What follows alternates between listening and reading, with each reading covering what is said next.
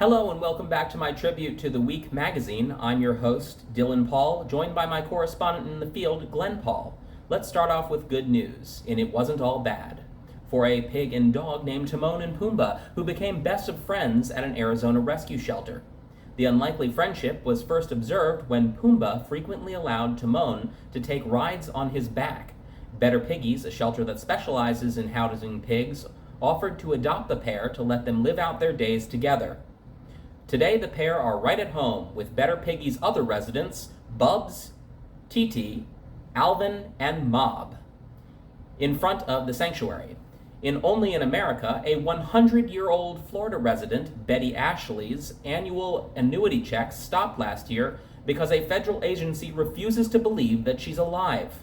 Efforts to reinstate the checks, including sending the agency a photo of herself holding a recent newspaper, have been unsuccessful. Ashley's daughter says federal officers told her she's 100 years old. Why would we think she's still alive? This brings us to Good Week, Bad Week with Glenn Paul. It's a good week for Shanghai, where 2 months of rigorously enforced COVID lockdown finally ended. Authorities aren't using the term lockdown, however, as they prefer static management.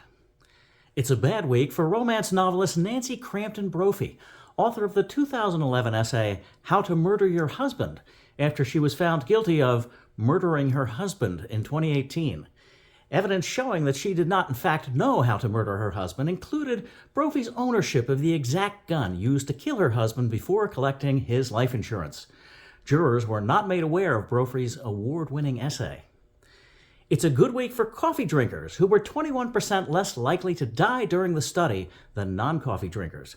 The 7-year study of 120,000 British people added that a teaspoon of sugar helped the medicine go down and improved coffee drinker survivability scores to 31%. It's a bad week for cooling off after 100,000 U.S. swimming pools won't open this year due to a shortage of lifeguards. The shortage was largely caused by pandemic interruptions to training programs and a lack of work visas for foreign teens willing to lifeguard Americans.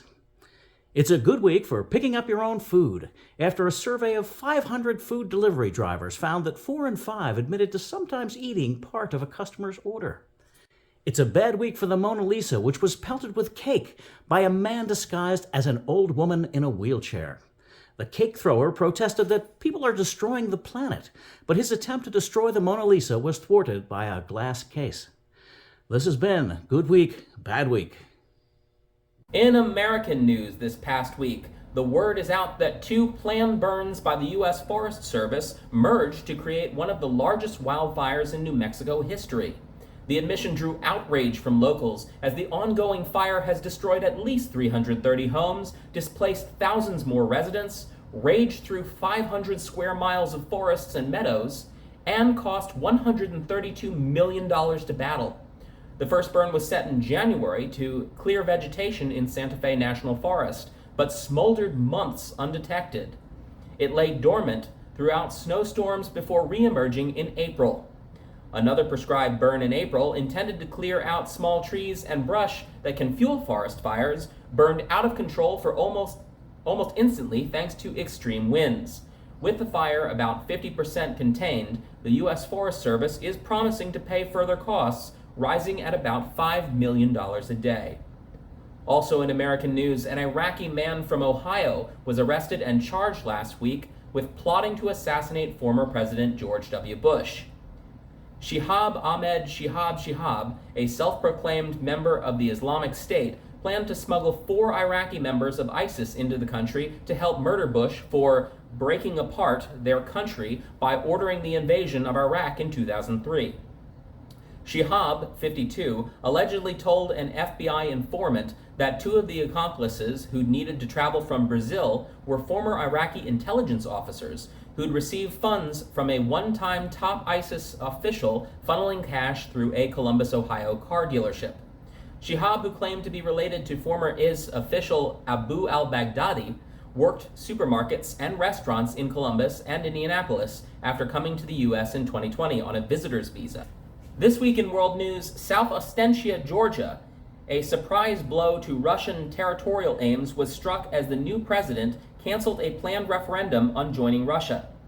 Alan Gagloev, elected in early May, said the vote by his predecessor would lead to uncertainty of the legal consequences. Protecting South Ossetia, a Russia-controlled breakaway territory of Georgia, was Russia's pretext for its 2008 invasion of Georgia, although the real motive was likely Georgia's aspiration to join EU and NATO after that 5-day conflict. Russia recognized the independence of South Ossetia and another separatist region, Abkhazia, which have remained under Russian military control ever since. Also in world news, Japan is on the cusp of approving the abortion pill for women whose partners agree. The stipulation, which Japan already requires for surgical abortions, has been slammed by critics as patriarchal. It's weird to require approval from a spouse when taking a pill, said opposition lawmaker Mizuho Fukushima. Is Japan still living in the Middle Ages? Although exemptions have been written for victims of rape, doctors refuse to honor them. Japan's male-dominated parliament only approved oral contraceptives in 1999, but it took lawmakers just 6 months after Viagra came out to approve the erectile dysfunction drug. Last but not least, Hong Kong's Catholic churches have canceled vigils commemorating this week's anniversary of Tiananmen Square massacre for the first time in 33 years. Mainland China does not acknowledge the June 4, 1989 killing of up to 10,000 student protesters, but Hong Kong did so when it was semi-autonomous. Under Beijing's punishing 2020 national security law, the candlelight vigils that used to draw tens of thousands of people have been banned. Last year, even forced a Tiananmen Museum to close. Now organizers are canceling memorial Catholic masses as well. We find it very difficult under the current social atmosphere, said Reverend Martin Ip, chaplain of the Hong Kong Federation of Catholic Students. Elsewhere in China, authorities preemptively detained activists ahead of the anniversary. This week's special interest, Jason Willick in the Washington Post suggests that Trumpism may no longer need Donald Trump. Donald Trump's isolationist, anti-immigrant, and confrontational culture war style made him popular with the conservative base when he ran in 2016, and it reshaped the Republican Party successfully. That reshaping, however, was so successful that the Republican Party no longer needs Donald Trump. Candidates like Florida's Ron DeSantis and Virginia's Glenn Youngkin have at least partially appropriated Donald Trump's zeal for attacking the cultural left, dishing out personal insults and downplaying COVID. DeSantis could even run right of Trump on pandemic policies by touting Florida's defiance of the closures of the Trump administration initially supported. In essence, the political landscape has changed, and in 2024, if Trump decides to run again, he'll be squaring off against a party remade in his movement's image and face Republicans less likely to self-destruct than the original. And it must be true, I read it in the tabloids. Hundreds of people in Taiwan this week changed their names to include salmon. This came about when a chain restaurant, Sushiro, offered free all-you-can-eat sushi to anyone with Guiyu salmon in their name, and 331 people legally changed their names to include Salmon Dream and Dancing Salmon. Some even became stuck with the names because of a rule limiting citizens to 3 name changes. Lawmakers are now debating on how to respond to the salmon chaos. In other tabloid news, a Japanese man has fulfilled his lifelong dream of becoming a dog when he paid nearly $16,000 for a life-size border collie suit. The man, who goes by Toko, is now documenting his life on his YouTube channel, showing himself walking on 4 legs and rolling on the floor. Asked why he wanted to be a dog, Toko responded, "It's difficult to answer." Finally, lawmakers in Massachusetts have finally pardoned Elizabeth Johnson Jr. after more than 3 centuries where she was convicted of witchcraft at the Salem witch trials in 1693. The pardoning measure, suggested by an 8th grade civics class to Senator Diana DiZoglio, was added to a budget bill. "We will never be able to change what happened," stated DiZoglio, "but at the very least, we can set the record straight." This week's viewpoint comes from J. Caspian Kang of the New York Times, who said, "We have created a museum of unbearable sorrow. With each mass shooting, tragedy, it gets a bit denser with the new names, new unsatisfying explanations, and new photos of the deceased. The names of places just pile up. Columbine, Virginia Tech, El Paso, Buffalo, Parkland, Las Vegas, Orlando, Roseburg, Marysville, Newton, and now Uvalde. There is the expectation that Uvalde will not be the last name on the list. While we still feel the pressing, manic need to do something, we also know that nothing will be done. We will keep living the brutality of history over and over again. Let's just take a moment of silence to think on that.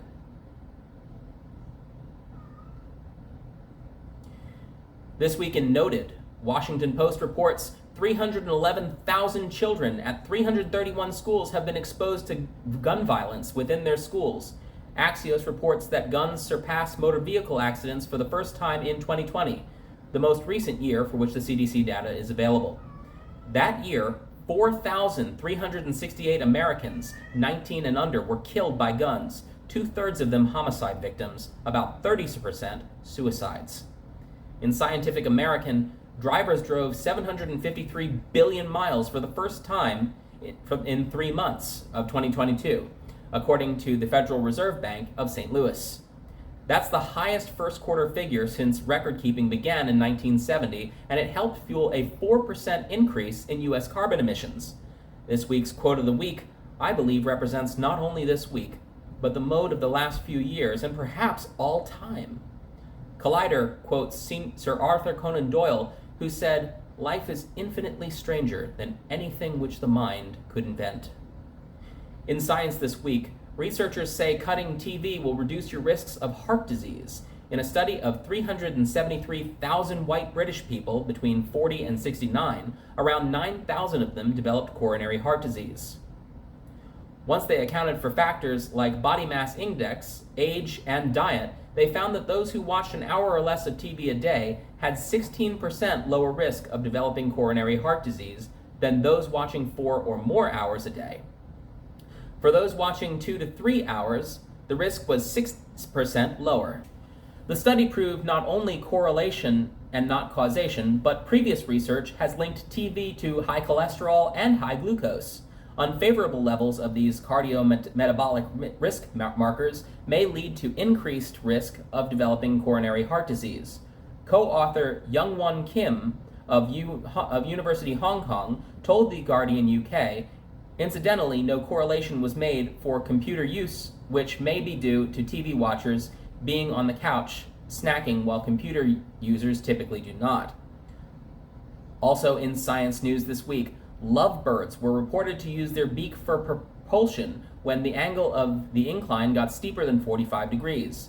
Scientists had observed this behavior before, but were unsure as to whether it was for propulsion or balance. It turns out this behavior gives the small birds as much power in their beaks as in their legs. For them to take their faces and integrate it into their stride cycle is pretty incredible, said co-author Melody Young from the New York Institute of Technology. Young told SmithsonianMag.com that lovebirds alternate their legs when they walk, unlike many other birds who simply hop up the tree trunks. This week, we say goodbye to Ray Liotta, who's known for his roles in hits such as Goodfellas and Field of Dreams, where he played Shoeless Joe Jackson. Liotta grew up in Union, New Jersey, where he was adopted from an orphanage at 6 months. His father owned a chain of auto parts stores, while his mother was a clerk for the township. He showed no interest in acting and was actually a football player until he was recruited for a role in his senior year of high school. Goodfellas was really Ray Liotta's breakout role, however. After it, he was never shot for work, said the Telegraph UK. He was often typecast in roles that portrayed him as a criminal, but he never stopped trying to branch out. "You want to do as many different genres as you can," he said in 2018. "That's what a career should be." He will be missed. Finally, it's time for the bottom line. Bloomberg says about 57% of the 20 million borrowers who qualified for student loan forbearance didn't make a single payment from August 2020 through December 2021, according to Federal Reserve data.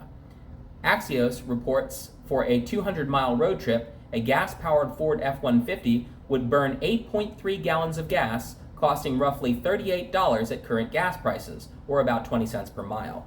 The same trip in the electric F-150 Lightning would cost about $12 or 6 cents per mile, based on national average electricity prices of 14 cents per kilowatt hour. At CNBC.com, it was reported that home prices were up 21.2% in March compared with last year in 20 major cities tracked by the S&P CoreLogic Case-Shiller Home Price Index. Good news for home sellers, bad news for buyers, as even the city every city on the list saw double-digit price gains, led by Tampa, where sales prices rose 34.8%. I'm Dylan Paul, and this has been my review of the week.